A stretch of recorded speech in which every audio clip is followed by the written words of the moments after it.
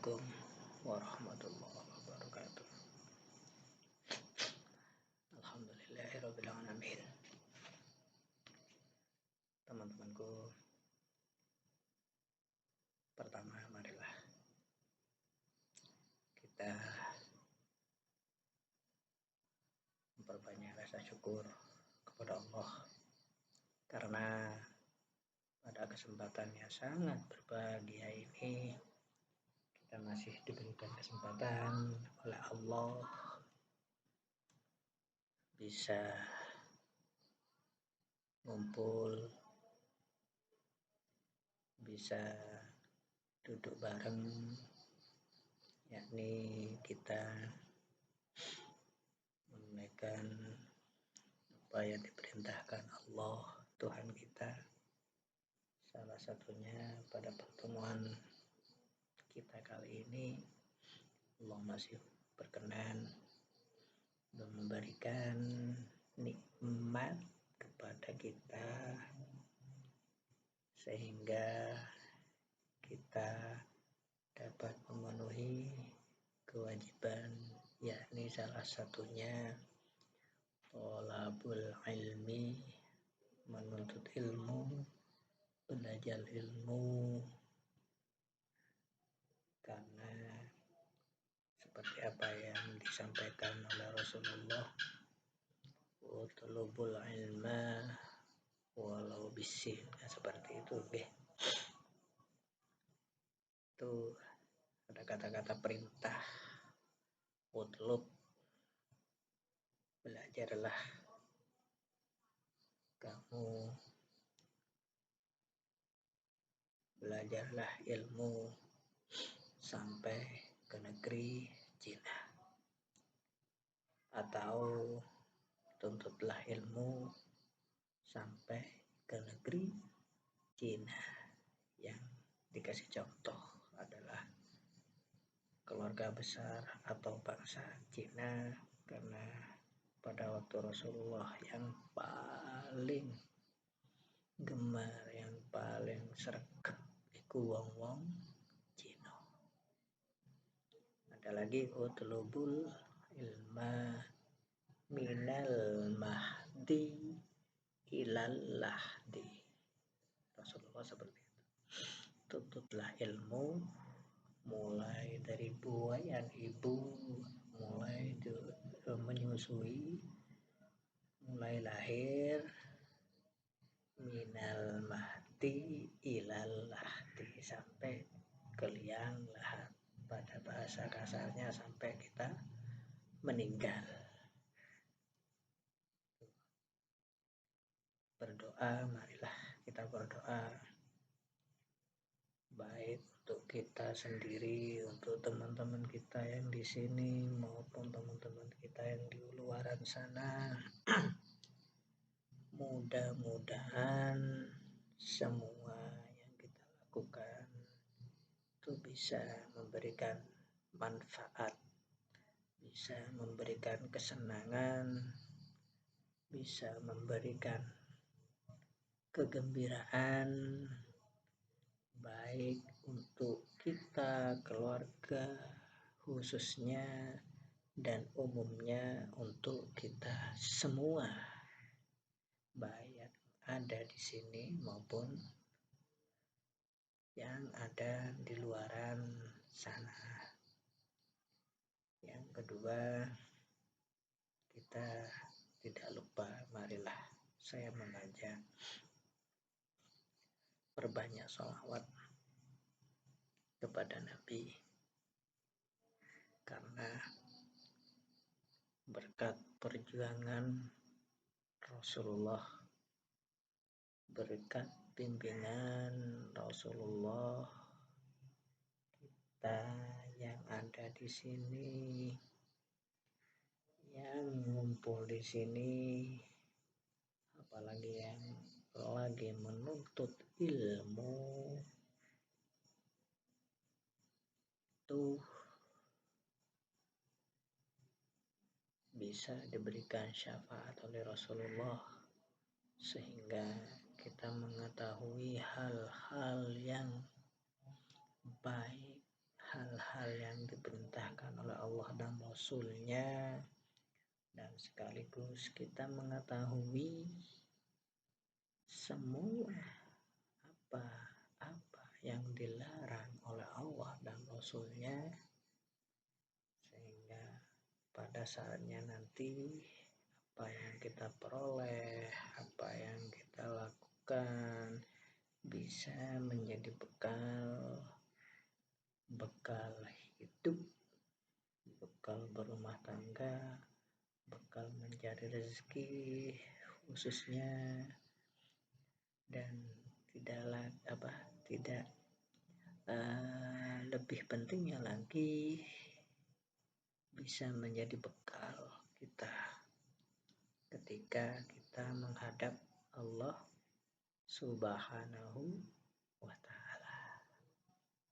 Teman-teman, mungkin bulan yang lalu kita sempat membahas sedikit masalah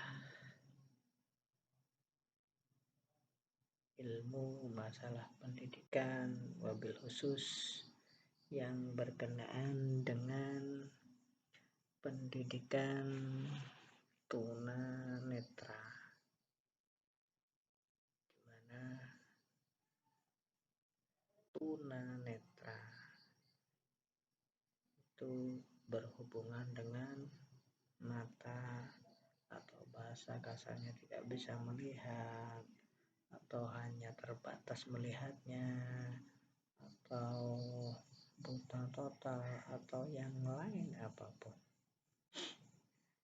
Sekali lagi, apa yang Allah berikan kepada kita, perihal apapun yang diberikan kepada kita, dan semua yang Allah ciptakan.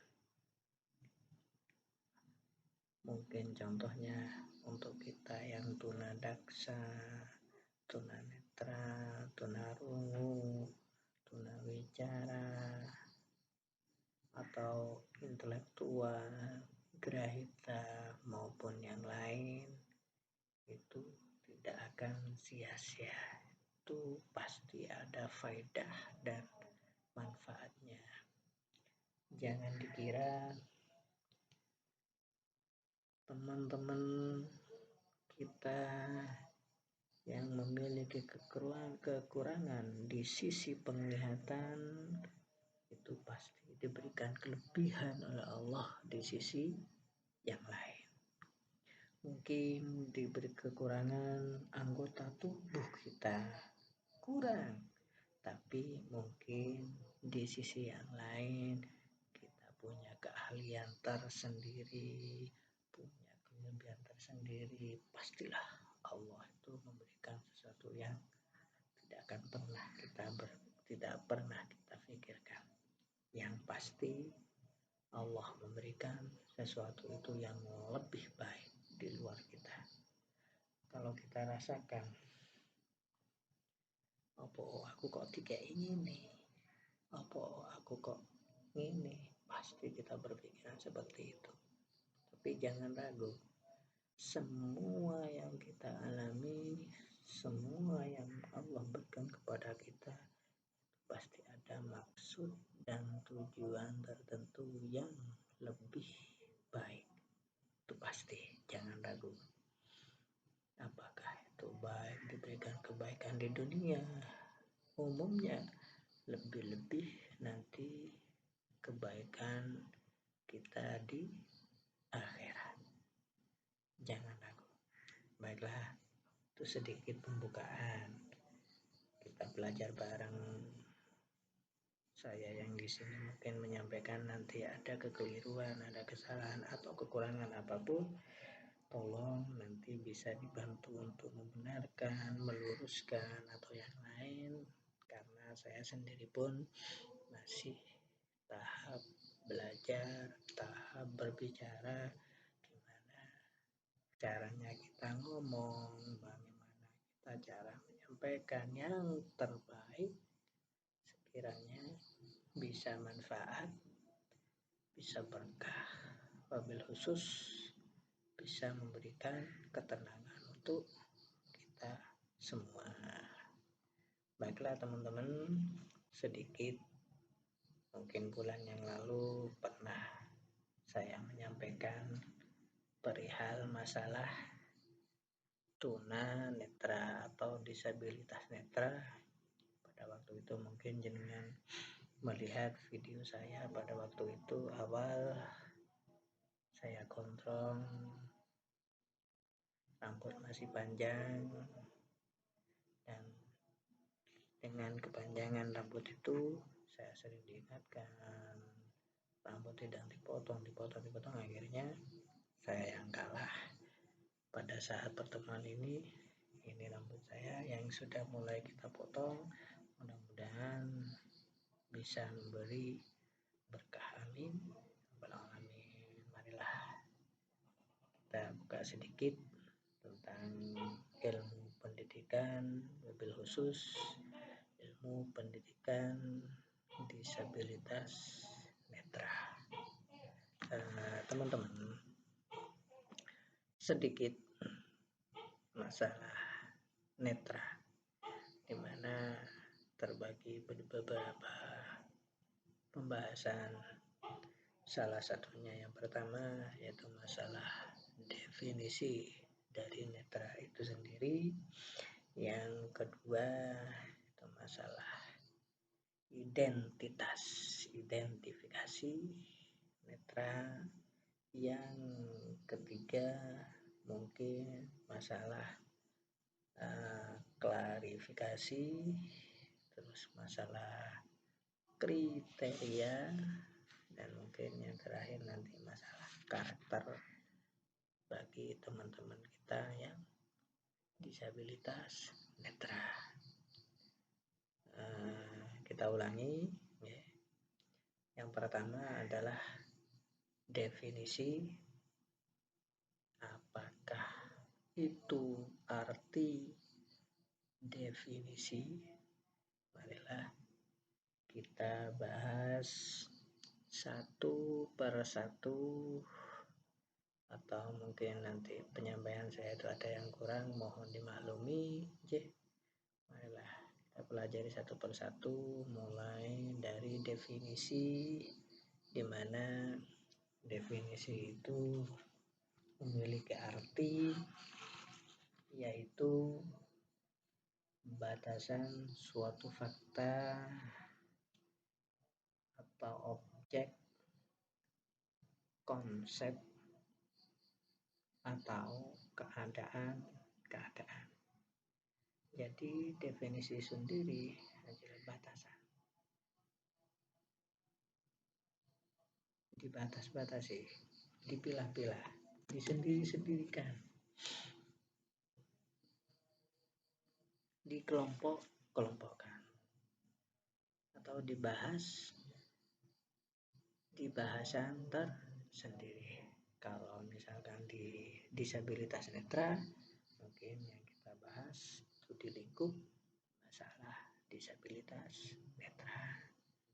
Dan batasan-batasan dalam hal ini itu dikelompokkan seperti contoh, kalau kita pergi ke Indomaret, Alfamaret, Alfamidi, Bun, terus toko Basmalah, atau yang lain yang sudah merambah di sekitar kita, mungkin jenengan sering masuk ke sana.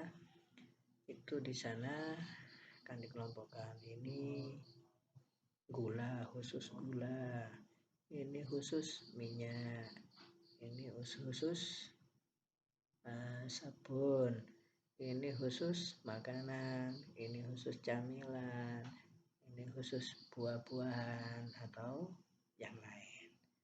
Jadi dikelompokkan, tidak dicampur aduk, dipisah-pisah supaya kita mudah mengenal, terus mudah untuk mencari, karena hubungannya untuk teman-teman kita netra itu harus nyata, harus abstrak, bisa dirasa, bisa diraba kenyataannya. harus nyata seperti itu. Tuna itu berasal dari kata tuno. Tuno itu bahasa Jawa di mana artinya tuno itu rugi. Netra itu penglihatan atau mata. Bahasa yang lebih mudahnya, tunanetra itu bisa diartikan seseorang yang memiliki kekurangan di sisi penglihatan. Itu kalau diartikan secara lebih mudah dan lebih gampang difahami. Kalau kita bahas secara perkata, yaitu tadi tuno itu rugi, netra itu mata. Jadi artinya secara terpisah, yaitu kerusakan organ-organ pada mata. Di antara tubuh kita ini itu ada beberapa indera. Mungkin mulai dari indera penglihatan, indera penciuman, indera peraba, terus indera pendengaran, mulut, bicara, terus pikiran, intelek, ada juga yang grahita, Down syndrome, dan yang lain-lainnya. Oke, itu salah satu definisi dari disabilitas netra. Kita kelompokkan satu persatu. Yang namanya gula kita jadikan satu, buah-buahan kita jadikan satu, atau golongan minyak kita jadikan satu, dikelompokkan, dipetakan. Sebelah timur mungkin kalau di sisi buku cerita, terus buku agama, buku alam, buku sosial, buku politik, ataupun di bidang-bidang yang lain. Itu masalah definisi netra. Terus yang kedua adalah identifikasi. Apa itu identifikasi? Yaitu menentukan identitas seseorang, terutama adalah fungsi. Dari anatominya adalah tunanetra adalah fungsi organ identik dengan identitasnya. Orang-orang tunanetra itu yang jelas itu adalah kita manusia yang identitasnya yang jelas itu tidak bisa melihat, tidak bisa baik itu secara mutlak ataupun secara samar. Ada yang tunanetra ringan, ada yang tunanetra sedang, ada yang tunanetra berat. Kita kalau tunanetra yang ringan itu mungkin bisa memakai alat bantu penglihatan, atau kalau misalkan kita membaca sesuatu itu perlu jarak. Kalau yang kita masih normal itu mungkin jarak 30 cm atau 40 cm kita masih jelas. Tapi bagi kita yang sudah terserang netra yang ringan, kalau misalkan membaca dekat itu mungkin kelihatan agak buram, tidak jelas, dan perlu alat bantu. Salah satunya mungkin lewat kacamata, terus atau kaca pembesar atau ban yang lain. Itu salah satunya kita mengenal ciri-ciri teman-teman kita netra. Itu nyata. Terus yang ketiga adalah klasifikasi. Klasifikasi itu proses pengelompokan benda berdasarkan ciri-ciri persamaan atau perbedaan ya tadi. Mungkin ada yang normal pada dasarnya kita masih melihat tanpa bantuan alat apapun, ataupun yang bisa melihat tapi perlu bantuan, apakah itu kacamata ataupun yang lain, atau bantuan sinar atau bantuan cahaya ataupun yang lain. Sedikit. Yang ketiga mungkin kriteria itu ukuran yang menjadi dasar penilaian atau pendapat sesuatu. Ukuran seberapa dia bisa melihat, seberapa jauh teman-teman kita netra itu bisa melihat benda. Apakah jarak jauh masih bisa, atau jarak jauh sudah nggak mampu, apalagi terlalu dekat. Ada ukuran yang bisa dilakukan, ya salah satunya mungkin lewat bantuan cahaya kalau ingin melihat, atau mungkin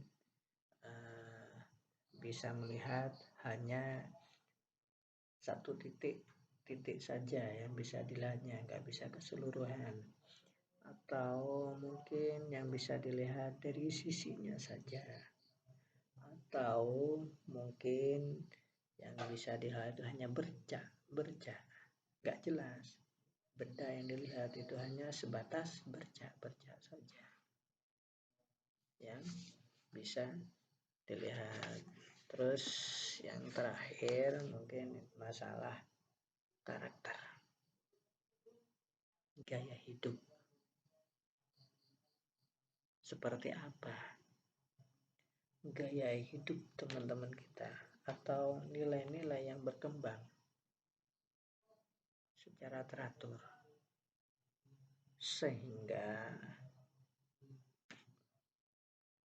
tingkah laku tersebut menjadi konsisten. Karakternya gimana?